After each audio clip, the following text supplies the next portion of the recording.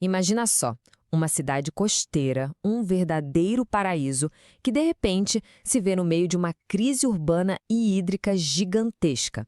É exatamente o que está acontecendo em Porto Belo, e é esse caso que a gente vai analisar hoje. Ok, mas a grande pergunta é: como é que uma cidade paradisíaca como essa chega a um ponto de colapso? Será que foi só um acidente? Uma consequência que não dava para evitar por causa do crescimento? Ou tem alguma outra coisa por trás disso? Pois é, a análise que vamos acompanhar agora sugere que a crise, na verdade, não foi um acaso. A coisa toda pode ter sido construída, sabe? Tijolo por tijolo, bem ali, dentro das próprias leis da cidade. Então, bora mergulhar fundo para entender essa história. E para fazer essa análise, a gente vai se basear num documento que é peça-chave em tudo isso. É uma denúncia técnica bem detalhada que a Associação Porto Ambiental protocolou lá no Ministério Público. Quem elaborou foi o Márcio Moraes e a tese é exatamente essa, que o colapso foi sendo montado aos poucos. Esse documento vai ser nosso mapa para entender o que aconteceu. Agora, um aviso importante antes da gente seguir, tá? Tudo que vamos falar aqui está relatado estritamente dentro dessa denúncia. Não é opinião nossa, não. É a exposição dos argumentos técnicos que foram levados para a justiça. Então, nosso tom aqui vai ser de investigação mesmo, bem focado nos fatos que o documento aponta. Olha que interessante. O memorial que foi entregue para o promotor usa uma metáfora de teatro, dividindo o processo em atos. O primeiro ato ele chama de o alarme desligado. E o foco aqui é mostrar como os mecanismos de controle, aqueles que deveriam prevenir o problema, foram supostamente desligados.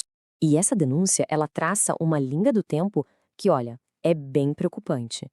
Aparentemente, tudo começou lá em 2017, quando tiraram as barreiras de prevenção.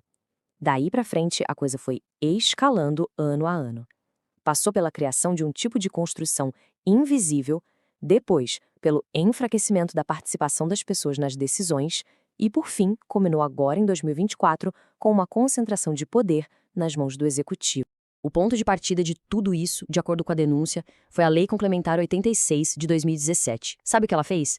Removeu uma exigência que era, assim, fundamental: o certificado de que havia água e esgoto disponíveis para aprovar um prédio novo. O documento chama isso de Marco Zero da Crise. Foi como se a cidade tivesse decidido pilotar um avião de olhos vendados, aprovando um monte de construção sem a menor ideia se ia ter água para todo mundo. Bom, e aí a gente chega no segundo ato da história, o concreto invisível. A análise do Márcio Moraes aponta que depois de desligar o alarme, as leis começaram a permitir que o tamanho real das novas construções ficasse meio que escondido dos papéis oficiais.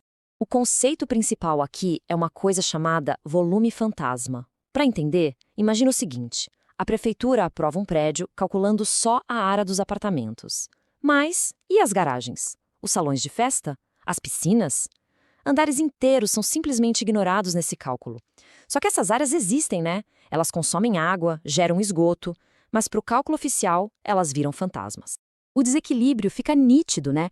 De um lado você tem a área oficial, que é usada para planejar a infraestrutura da cidade, do outro, o impacto real, que é muito, mas muito maior. E é esse impacto que a rede de água e esgoto tem que aguentar.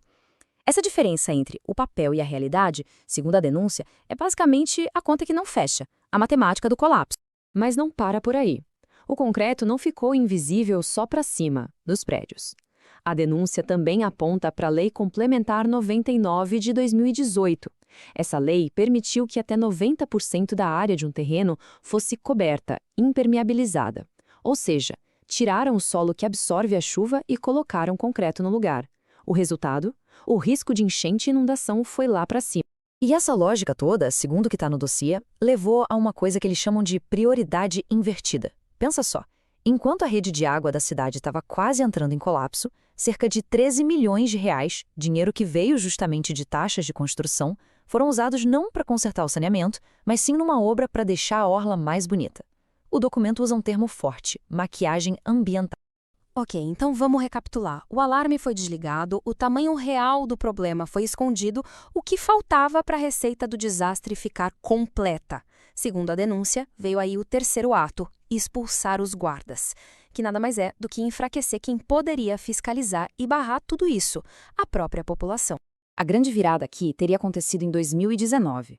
Antes, existiam as conferências da cidade, e elas tinham poder de decisão. Ou seja, o que a comunidade decidia ali tinha que ser seguido. Ponto. Mas aí elas foram trocadas pelas audiências públicas. E qual a diferença? A audiência é só consultiva. A gestão vai lá, ouve o que todo mundo tem a dizer, mas no final não é obrigada a seguir nada. O documento é bem direto ao descrever o impacto disso. Foi, nas palavras deles, a remoção da trava democrática. Sem essa trava, sem esse poder de decisão, a população simplesmente perdeu a sua principal ferramenta para vetar projetos que poderiam prejudicar o futuro da cidade. E as consequências disso, apontadas na denúncia, são bem sérias. As decisões ficaram centralizadas lá no Poder Executivo. A cidade começou a crescer seguindo só a lógica do mercado imobiliário. E o mais recente, com a Lei Complementar 249 agora de 2024, foi dar ao Executivo o poder de mudar as regras do jogo por decreto, sem nem precisar passar por um debate maior na Câmara. Então, diante desse cenário todo, a denúncia não fica só na descrição do problema, não. Ela vai além e termina com uma lista de pedidos bem concretos, formais, para o Ministério Público. Vamos dar uma olhada no que eles estão pedindo. Os pedidos são bem diretos, sem rodeios. Primeiro, uma moratória. Ou seja, suspender todas essas leis de construção até que uma perícia técnica comprove que a cidade tem água suficiente.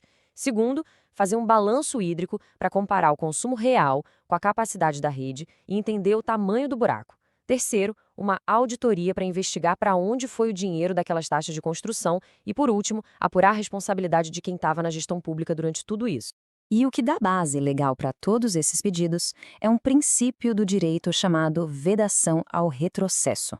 A ideia por trás dele é bem simples, na verdade. A lei não pode andar para trás. Ela não pode ser mudada para piorar a vida das pessoas, retirando direitos que já foram conquistados, como, por exemplo, o acesso à água e a um ambiente minimamente organizado. No fim das contas, o caso de Porto Belo, do jeito que ele é descrito nesta denúncia, deixa uma reflexão importante no ar. Quando a gente fala em desenvolvimento urbano, em crescimento, qual é o verdadeiro custo disso tudo? E talvez a pergunta mais importante: quem é que, no final, paga essa conta?